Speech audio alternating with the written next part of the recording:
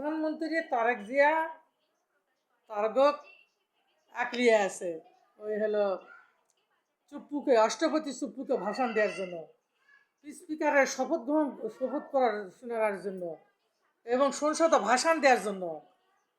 বিরোধী দল হাসনাত আবদুল্লাহ, ডক্টর শফিকুল ইসলাম, সৈয়দ তাহের, তারপরে বহু লোকজন সবাই মিলে বিপক্ষে স্লোগান দিয়ে তারা বের হয়ে গেল। আপনারা একটা ভুল করলেন না বিরোধী দল? আপনারা ওরা আনলো চুপ্পু, শেখ হাসিনা কানলেন না কেন? আপনারা শেখ হাসিনা কার ওবায়দুল কাদের কানলেন না কেন ভাষণ দেওয়ার জন্য আপনাদের পক্ষে থেকে? তাহলেই তো ভালো হতো। চুপ্পু আর যদি আশা করে শেখ হাসিনা ওবায়দুল কাদের আসতে পারবে না, কেন পারবে না?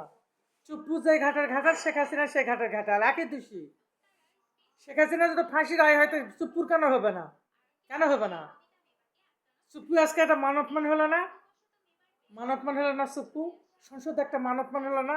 ওটা একটা ভাইরাল হয়ে গেল না? চুপ্পু সম্মানের ক্ষতি হলো না? চুপ্পু আজকে ফ্যাসিস্ট সরকার বলতেছে শেখ হাসিনা। আপনি রাষ্ট্রপতি সাহেব, আপনি কার জন্য রাষ্ট্রপতি হয়েছিলেন?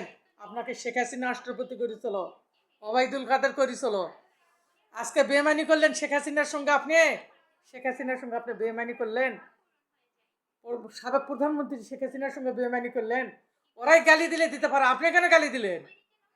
ফ্যাসিস্ট সরকারের আপনার গণতন্ত্র ফাঁসি। আপনি কোথায় ছিলেন এতদিন ভরা? কোথায় ছিলেন? 9 সালে বিডিআর হত্যা হলো, গুণ হলো, খুন হলো, আপনি একজন প্রধান রাষ্ট্রপতি।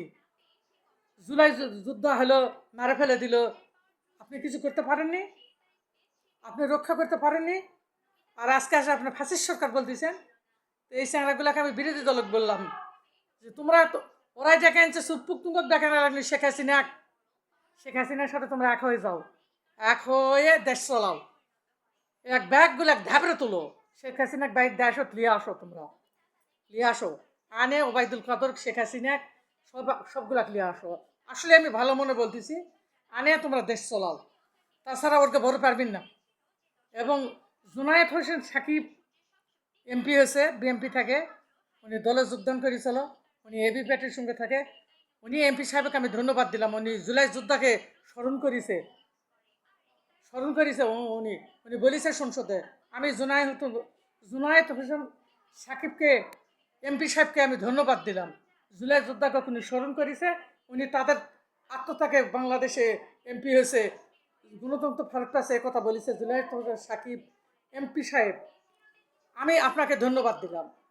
আর এলা ব্যাগগুলো এলা এলা এলা এলা একটা জুলাই যোদ্ধার কথা বলেনি, একটা কথা বলেনি, একটা কথা বলেনি জুলাই যোদ্ধাকে কথা। ঠিক আছে, আপনারা ভালো থাকেন। বাংলাদেশে গন্ডগোল হবে, আমরা চাই না গন্ডগোল হোক বিশ্বযুদ্ধের মতন। সারা বাংলাদেশ ভালো থাকবে, জুলাই যোদ্ধারা শহীদের মর্যাদা পাক। আবু সাইদ মুক্ত, শেষ হয়নি যুদ্ধ, আল্লাহ তাদের শহীদের মর্যাদা দেখ।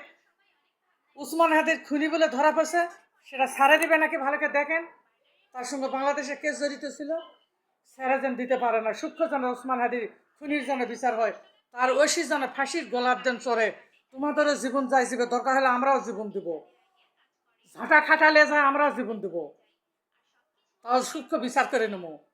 ঝাঁটা খাটালে যায়, আমরা তো অস্ত্র শত্রু আমাকে কিছু নেই, আমরা গরিব মানুষ ঝাঁটালে চলে যাবো, যাই মিছিলে নামবে পড়বো, মিছিল করবো উসমান হাদির জন্য। উসমান হাদির বউ সোল, বাবা মা সবাক হেফাজত করো, আল্লাহ তুমি হেফাজত করো ইনশাল্লাহ। আল্লাহ হেফাজত। 22শে রমজান মোবারক, 12ই মার্চ 2026 সাল, শুভ রাত্রি। আল্লাহ হাফেজ, আসসালামু আলাইকুম। ইনশাল্লাহ ভালো থাকো।